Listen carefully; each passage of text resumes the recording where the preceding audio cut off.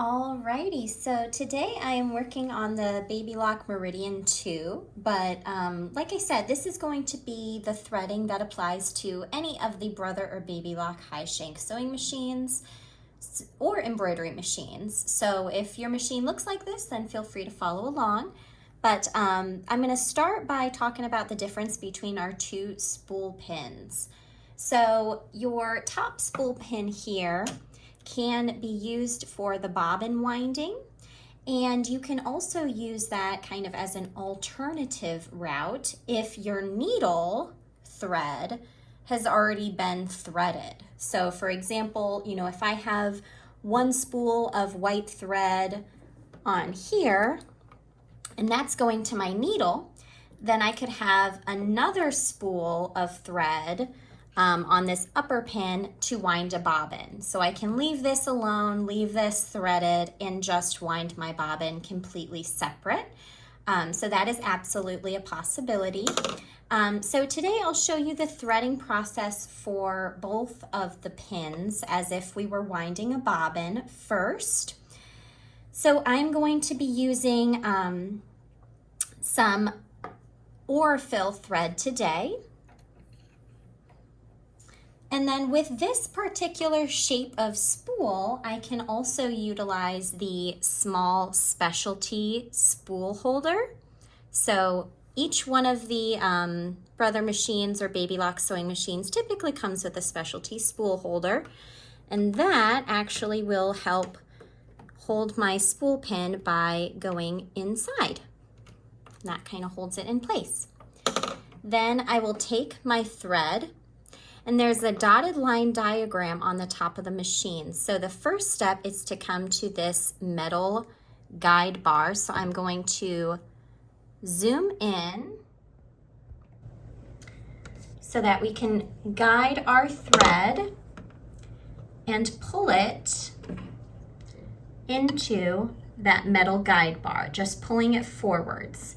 Then, just as the picture shows, I'm going to come underneath this tension disc, making sure my thread goes in between those plates, and I'm going to pull around.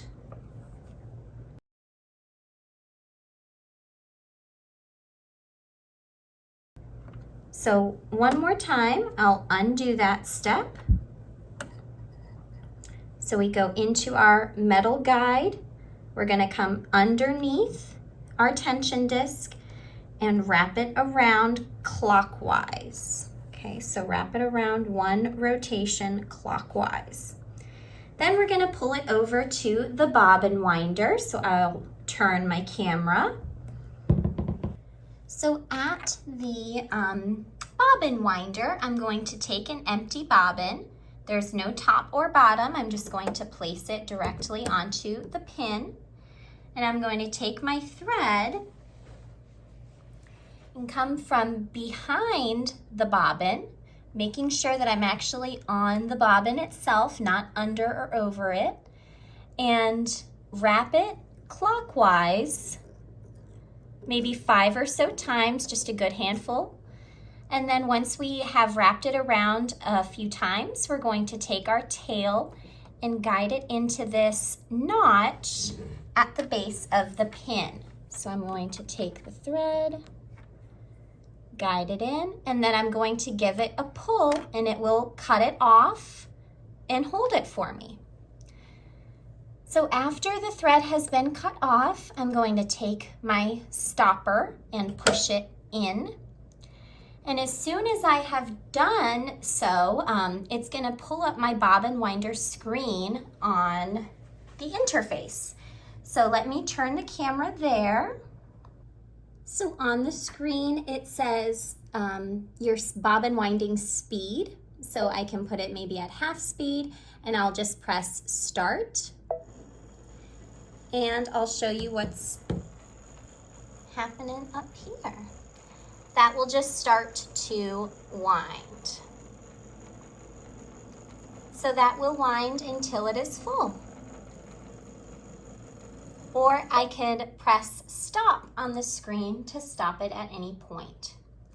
So So that's the first option for bobbin winding. And then when that is full, it will automatically kick out that little stopper. So this little piece you can push out and then take our bobbin off. So now I'll go ahead and show you option 2. So I'm going to reset my camera.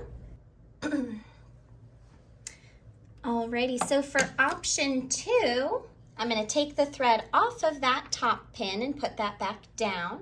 And I am going to thread from our normal spool pin. So I'll take my thread once again, place that on the pin. I'm going to take my spool cap and place it on so that it goes inside. And then I'll take my thread. Now for this option, and this is still the bobbin winding, this is just using a different spool pin for the bobbin. We are going to go ahead and go to the dotted line to the left first. So we're going to go underneath this metal arm. And then we have to pass to the right, just like we did before. So we're going to utilize that same metal post, and we're going to pull forwards to the metal post, same as before, under and around the tension disc, and then over to the right. And then this part is all the same, so this is where we would wrap our bobbin, and we would place our empty bobbin on the pin, wrap it around, and cut it off using the little notch at the base there. So 2 ways to wind a bobbin, but really it's just go into that step number 1 to the left here that is slightly different. Alrighty, so now what we'll do is our needle threading. So I'm going to go ahead and undo these steps. And we're going to talk about our spool cap for a minute. So this is the type of spool that would use the specialty spool cap, which would go inside the spool we now know. But then we also have, larger spools and skinnier spools. So for whatever spool cap, or whatever spool size you're using, you want to use whatever size spool cap is just a little bit bigger than the end of it. So if I was using this tiny spool, I wouldn't want to use this jumbo spool cap, but if I was using this one, then that would be too small. So I would want to use the big spool cap. So whatever size spool you're using, your spool cap has to be just a little bit bigger, unless it's one of these ones that are shaped special. So I'll place that back on the pin, followed by that specialty spool cap. Now, a couple things I want to mention before we get started with the needle threading. Some really good practices to always, or habits to always start with whenever we're going to thread our machine is we want to check that our presser foot and our needle are up all the way. Because when you're threading the machine, you want to make sure that your tension discs are open. And the presser foot is what controls those. So when our foot is down, you'll also notice that number 4 door has closed. So it doesn't even really want you to thread it when that foot is down. So either by using the presser foot button or by using our lever at the back, we want to just make sure that that foot is up. And then we can also make sure that our needle is up all the way just by cycling the needle twice. So this is my needle up down button. I can do needle down, needle up, and make sure that both my presser foot and needle are up all the way. And that's just good habits for the needle threader and for, anytime you are threading your machine.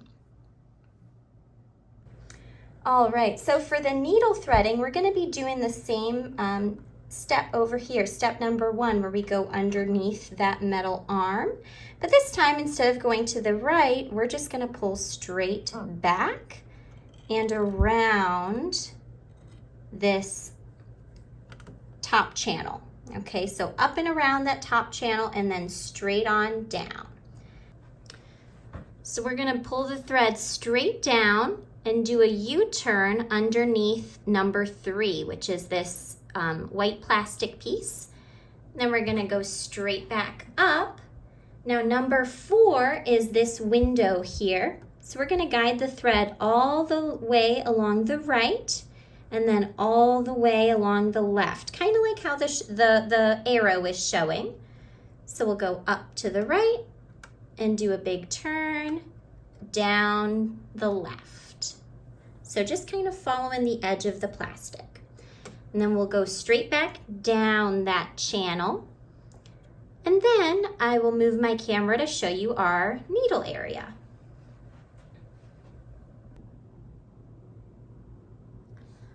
Alrighty, so down here, we're gonna take our thread. Down at the needle area, we'll take our thread and we're gonna go behind number 6 and give it a little tug so it goes all the way to the left behind number 6. And then we're going to guide the thread. We'll guide the thread to the left to where this number 7 is located. So we'll take the thread almost through this little notch and through this opening right above number 7. So we're pulling the thread diagonally from number 6 above number 7 and pulling backwards to the back of the sewing machine. So then on the side of the sewing machine, we've got our side thread cutter. So we pull the thread straight back and then forwards through that thread cutter. So after it's been cut off, after step 7, finally, I'm gonna move the camera one last time. So after cutting off on that side thread cutter down here, we're gonna go to the machine and press the needle thread button, and that will come down, and that has now threaded my needle. I'll zoom in to show you. So one more time zoomed in after it has threaded that needle. So I'll pull that back out and show you one more time. Pull to number 7, cut off the extra on the side thread cutter, press the needle thread button,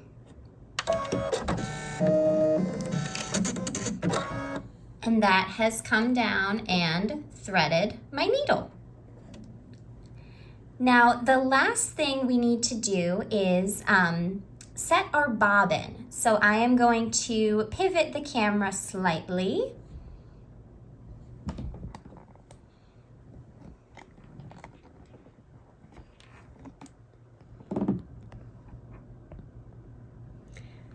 So this is our bobbin area on the machine. So what we can do is take this little door and push it to the right to get the cover up.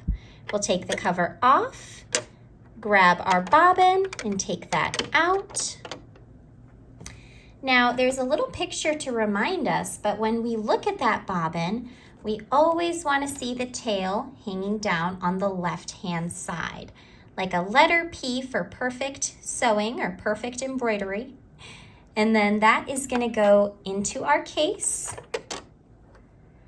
We can put one finger on the bobbin to keep a decent tension on it, and then gently guide the thread underneath the little gray finger, all the way up and over that curve. And if we pull to the right, it'll cut it right off and hold it for us. So now that our bobbin has been set, I can replace this cover with the little tab going in first, and that will snap down. And now I'm ready to sew or embroider. Thanks so much for watching today, guys. Hope you join us next time for a new techniques video. Bye.